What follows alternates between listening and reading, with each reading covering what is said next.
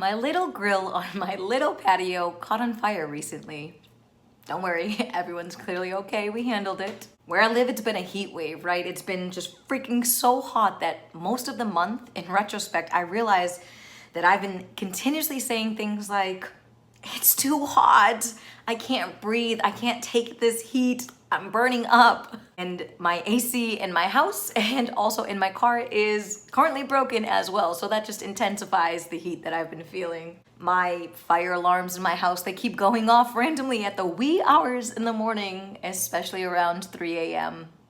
No real danger, no fire. Not too long ago, I burnt my hands using a hot glue gun to the point that the burns were actually really painful and I had to get some creams and medication. My coffee machine's motor, it burned out. It literally broke. It was my fault, not the point. I forgot to put water in the coffee pot. My dishwasher, same thing, recently malfunctioned. The heating system won't work in my dishwashing machine. I've been super hot-tempered lately. I can't really control my emotions. It's been very fiery and sassy and just angry and passionate. I've also been feeling burned out and tired. Call me crazy, but I think there's a theme here, right? And it is that the fire energy, the presence of fire has been calling out to me.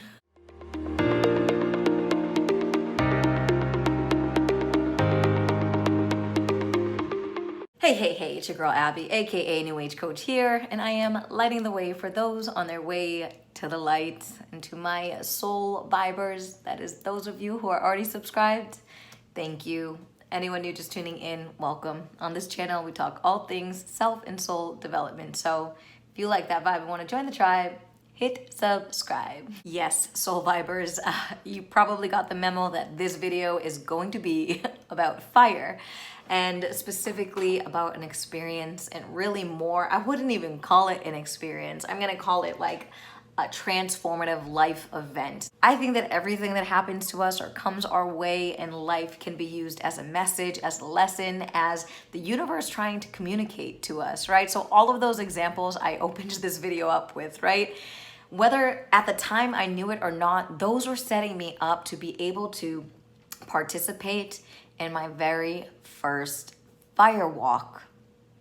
Yes, no, you heard me. I said a fire walk, meaning where I literally walked on fire, like over fire. And in this video, I want to explain what a transformative event that was, what that process looked like, what it taught me, and the new sense of empowerment and just like everything I got from that. And really with the intent for you to really ask yourself if you're feeling, any type of natural elemental kind of energies trying to get your attention, and really tapping into that and seeing what's there to show you. Is it water that's speaking to you? Is it the wind? Is it the air? Is it earth? Is it fire?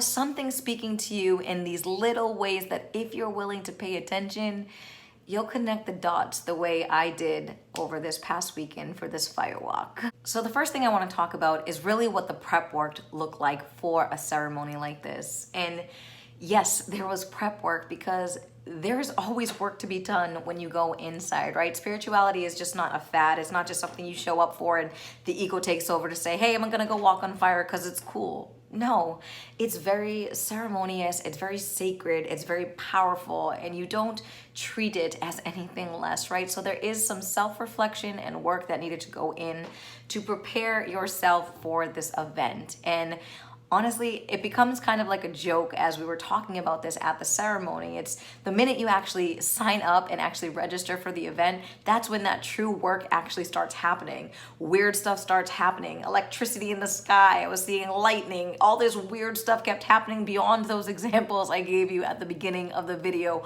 around this type of fire energy and electricity and heat, right, in the air. So the work really began when you made that commitment to yourself to partake in something like this. But in addition to doing this, there was some work we had to do, starting with writing about 3 different letters. One of those letters was about some beliefs we had about ourselves, very limiting beliefs that we wanted to give over to the fire and let go for good and release that. No longer need it, take it away.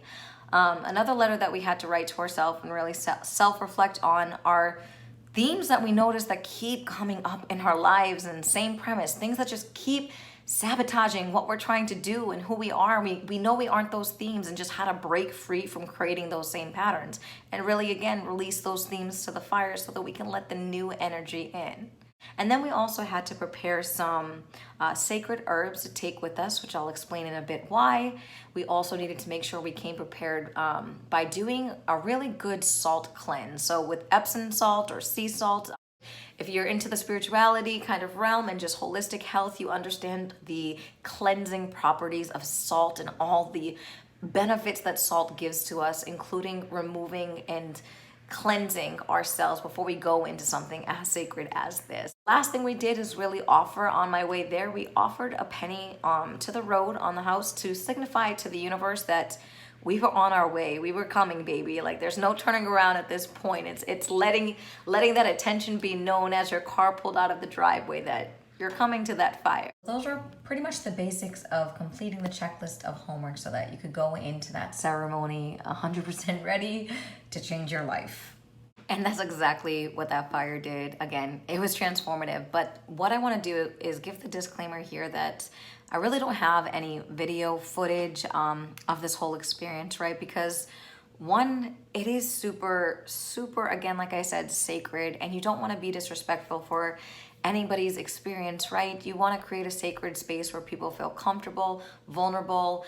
I mean, you have no idea what's going to come up for people or yourself when you walk into a situation like this, right? It is a very spiritual in the sense of feeling and raw emotion and processing and integration. It's something you have to be fully present for 100% with no distractions. With that being said, I want to give an example as to what happened, where the fire, that energy already happened as you create this environment, where the fire pretty much let us know early on that it would not accept, videos or photos either from something that happened. And I'll get into that story in a moment. So the first thing I want to bring up for what we did is we went to the place really to talk about our experience leading up to, the actual ceremony and these weird synchronicities and things that were happening, get to know everybody, really create this new kind of community. These are really people who started as strangers, but we really truly left as they know a piece of your soul that maybe even people you're closest to don't even know, because you got to share that with them, right? It's something that you can't actually even put words to sometimes. So I'll try to do it justice. But the way we started the ceremony is the shaman, the firewalker facilitator, I'm calling him a facilitator on purpose because he makes it very clear that the fire is the host for the night. He's just there to guide and facilitate, but the fire is really who's in control in this entire process, right? And it's not like I said, you just walk in and you can just walk on fire. It took a lot of inner work. It took a lot of talking. It took a lot of processing. It took a lot of symbolic journeying and these little experiences that the shaman created that were just so intensely beautiful that I'm not going to give them all to you really to keep that sacred and as part of his practice, but I'll give you little examples of what I mean. So after we did that kind of beginning, getting to know each other, he had this beautiful giving tree in his backyard. He called it the giving tree, and it had north, south, east, and west rocks. And really, it was about honoring the fire going into it to start, right? Fires on the land, it can be devastating. It can take a lot out of Mother Earth. It can take a lot out of the land. It can be destructive, right? So it really was this process of honoring what we were about to do, honoring the fire, letting the fire know we were here to work with it, through it, and really respect the fire and give back, right? If we're taking what we need from the fire, there's this beautiful kind of continuity where you should also be giving in order to receive. So that is what our sacred herb was for. So we walked around this beautiful giving tree and we offered this giving tree and earth a little sacrifice, if you will, of something to show our intention to give that back and to sustain the earth and to thank the fire. Then after we did that process, we kind of got together and really did a couple meditations to channel some energies and help that will really symbolically kind of pull together the things that we were trying to accomplish at this fire. And I will not talk about the energies or kind of what that looked like or what that process was, but in terms of the symbolism for what we're really calling in to work with in terms of nature and fire and the elements and animals and so forth, these specific energies represented transformation, they represented strength, and they represented flying. And these were really the three pillars that we really worked our way up to. And that is really what the fire and this fire walk really symbolized at the end of the day. Really transforming ourselves, shedding our old skin, getting rid of the old, of things that we no longer want. And then really needing the strength, right? That fire is hot. It could either burn you or set your soul on fire, right? It's up to you how you're gonna work with it. So you need strength to be able to realize, oh crap, I'm literally walking on fire. That can do that, where it's not a joke. We're really working with real fire. This could be dangerous. So you really need that strength, mostly inner strength and comfort in yourself to get through that. And once you get to the end, it's ready to fly, baby. Symbolic in life as you shed all this and build up your strength and understand your capabilities and what you can do. There's no limit to what you can actually do. You are your only blockage, and you're working with the fire and you. That is it. It is working to burn away what you don't need anymore. Just give it to the fire. The next thing we did, which honestly was my favorite part of this entire process, I just found it to be so incredibly touching and beautiful for what it represented. And this is where my story will come in about distractions. So the next thing we all did is, he had a whole pile of logs that weren't put together or assembled, and all of us together were gonna actually assemble these 3 stacks that we had to build in order to blaze this fire up, a roaring fire, right? You need to get it started, so you need to build these stacks. And we laid every single piece of wood that were in those 3 stacks, and there was a whole lot. So I'll show you what that looks like in a moment. But every single time someone grabbed a piece of wood, what we had to do was give it an intention, right? So the first pillar or stack we were building, again, around transformation. Second stack we were building around strength.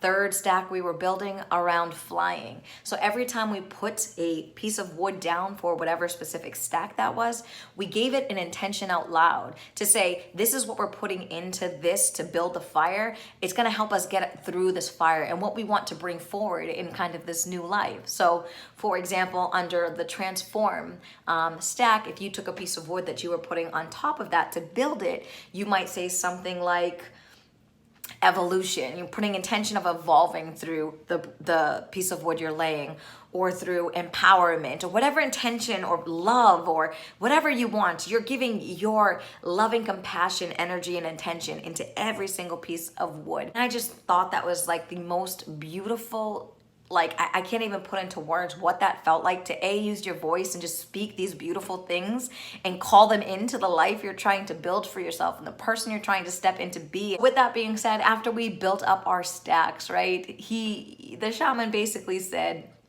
you know, I don't usually do this, but if you guys want a picture with the stack, I'll do it. And we're all like, okay, cool. That sounds pretty cool. I would love a picture. You guys know I'm on YouTube, of course. I was like, yes, I'll have footage. I'll have something to share. And the minute he snapped the photo, like literally after that picture was took with all of us, the first stack fell down and knocked it over. They all came crumpling down after all that work. And we all just looked at each other and he said, that's exactly why we don't do this, right? It's a distraction. So just kind of a funny part later, as the fire was actually ablaze and roaring right before it burns down, right? He's like, hey, you guys you want me to take another picture or a video just so you guys have it? And we all were just like, hell no. After that, like, no, the fire is powerful. It's clearly telling us we don't need to do that. We haven't even walked on it yet. We're not trying to mess with it. It gave us the message, you know, we're good. So that is why I don't have, you know, video footage, like I said, or a lot of footage here to share with you outside of my just personal testament for this experience. So I just think that's funny, right? Nothing's by accident. Nothing's by coincidence. So once we did get that on fire, you know, we built the stacks back up, we lit the fire up, and really the next part of the process was, call me crazy, but it's really getting to know the fire, building a relationship with this fire. So we're kind of just walking around it. You're in your own zone. It's really you again in that fire, feeling what it feels like, feeling the heat on your skin, seeing what sensations you get, seeing if you get any messages, what intuitively you're feeling.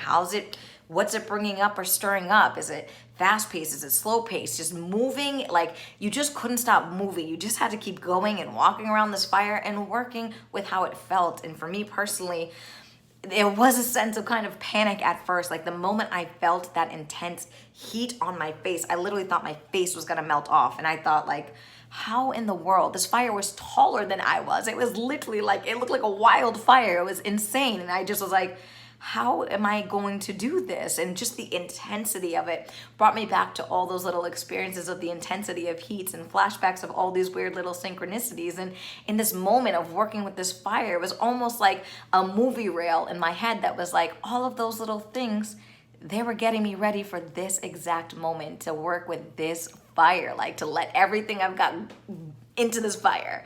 So it was just a beautiful way that I built that relationship with the fire. And when I know it sounds crazy saying it, but when you do something like this, anything, whether you're gonna walk on fire and work with fire, spirituality, any experience in life that you do, you can't honestly translate it the way you want to because it's an individual experience. It's different for everybody. So it really is just something so personal that you're gonna just need to try it yourself. Okay, so the next kind of things that I wanna talk about that were part of the ceremony, I'm not sure if I mentioned it, this whole process was again like 4 to 5 hours, but what I really enjoyed most about all of this is just the love and thought and intention that went into every single piece of what we did. Like everything was so extremely impactful and so meaningful and so well thought out and symbolic that it truly just touches an aspect of you don't get to work with every day. So it was so beautiful in that way. And what I mean is something we did is we took the letter that we wrote as prep work, one of them about our self-limiting beliefs, for example,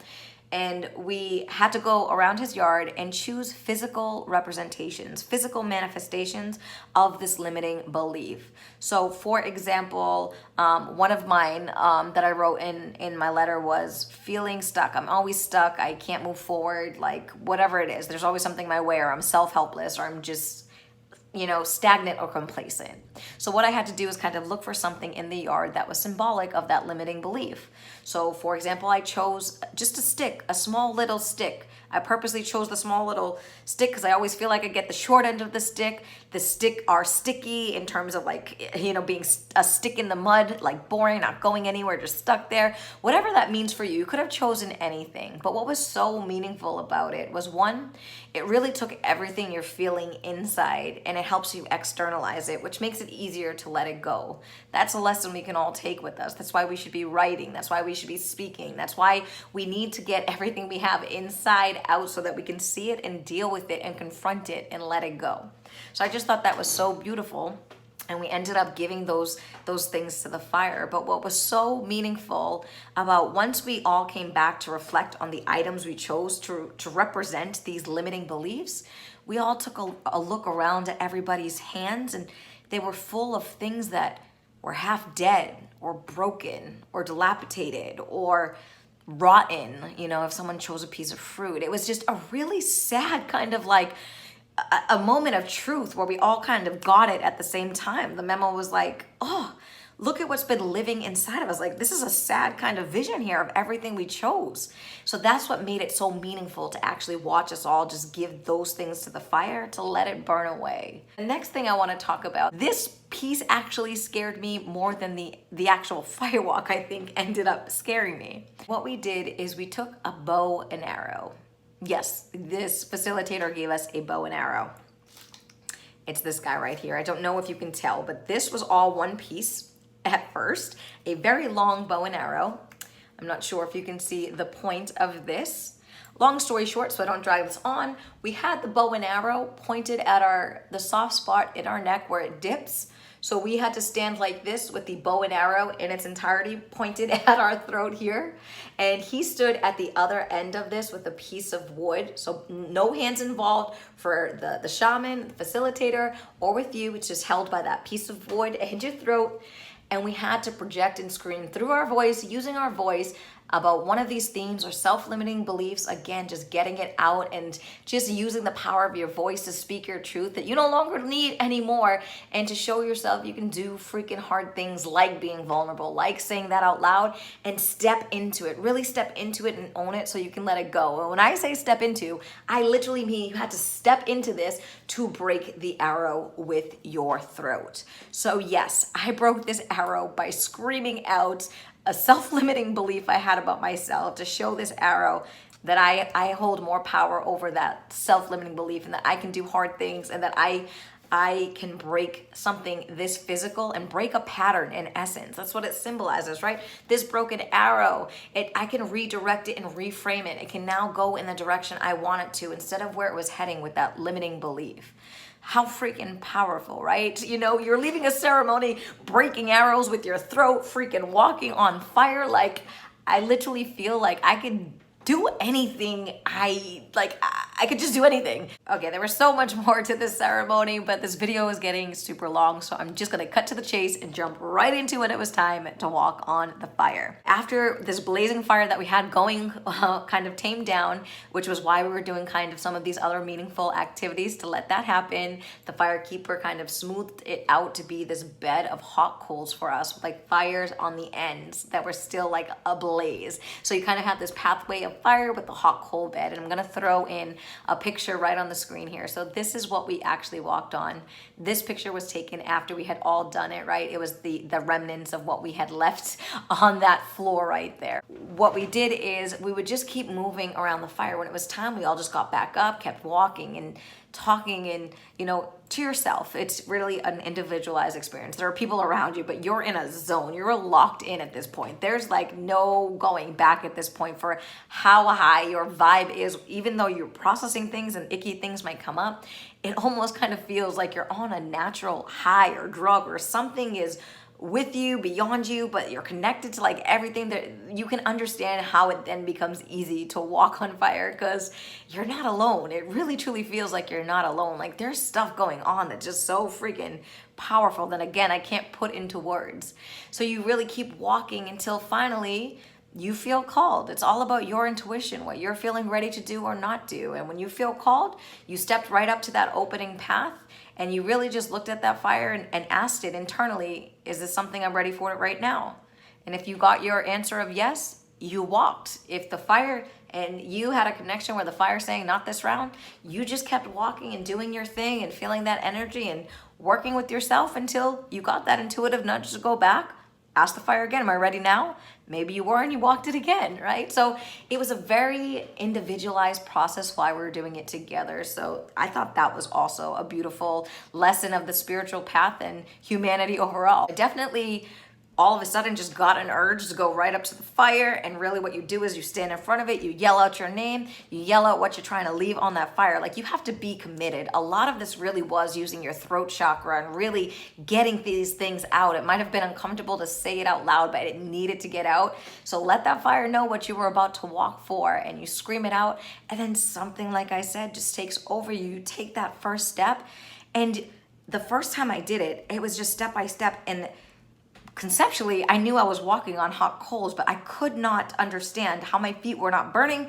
I couldn't feel anything. It was just one foot in front of the other, very much just like methodological, like just step, go, go, go, go, go, go. And then you make it at the end, and it is like a euphoric feeling. Like, I am talking sheer euphoria. It's like it's like every limiting belief, even the ones you didn't write down before, it's like it literally blows out of your head because you can't believe what you just did. And you're so elated, you want to hug everyone, like scream, everyone's yelling for you, cheering for you. And then after that moment of euphoria, you're instructed to go take a walk. Because what happens after that euphoria is a lot of stuff comes up. So I'm not going to get into my personal experience. Definitely tears, definitely a lot of like, whoa, like it was intense in terms of like an emotional purging and really being like, oh gosh, you know, there was like a hugging of a tree at one point because I needed like comfort and soothing. There was laughter, there was crying. It was like just a hodgepodge of emotions. It's real. When they say bring your emotions up, the fire has a way of moving things around and burning and shaking and exploding things out of you. So I will give you that be ready for an emotional experience, whatever that may look like for you, but definitely you'll be feeling things. So the second time, yes, I did it for a second time, because as I went back after I got rid of kind of all that release and I was feeling back in the groove, started walking around the fire again with everyone, rejoined the group, doing it again, stepped up, because the next time I was just getting this urge, like I just couldn't believe it. The second time I was more grounded, and I really was just like, I need to watch and experience and be present and watch my feet touch this coal intentionally.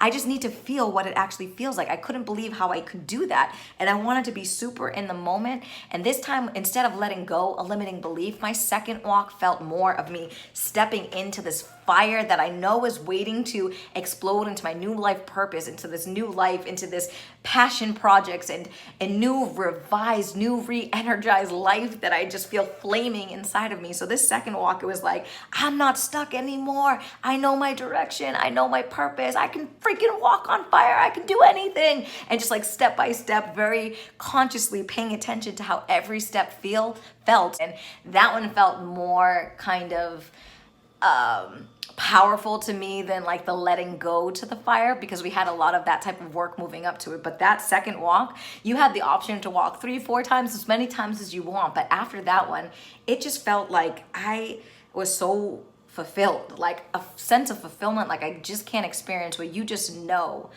And to wrap this video up, I'll show kind of some pictures that the shaman sent to us after, of kind of how he felt during the ceremony. So we put the coals into some certain shapes here, and I don't think it's coincidence that one of them looks to me like an angel or like a phoenix rising from those ashes, which is how I feel. And there's been so many blessings, so many freaking instant manifestations, so many new doorways that have opened in this last week alone as I sit and make this video, that I 100% believe can be attributed directly to the work that was done at that fire. I actually got some mementos. These are actually some of the coals that my feet touched when they were lit up. And not only will I take these as a physical representation away from that experience, but I take away a path and purpose that's setting my soul on fire, and I can't wait to see what the future brings. Please remember to like this video, give it a thumbs up, leave a comment. What did you think? Would you ever walk on fire? If you don't think you will, I think you need to, right? Or do something that helps you realize your own infinite potential to do anything you want. Thank you very much, Soul Vibers. It means the world to me that you're here. Thank you.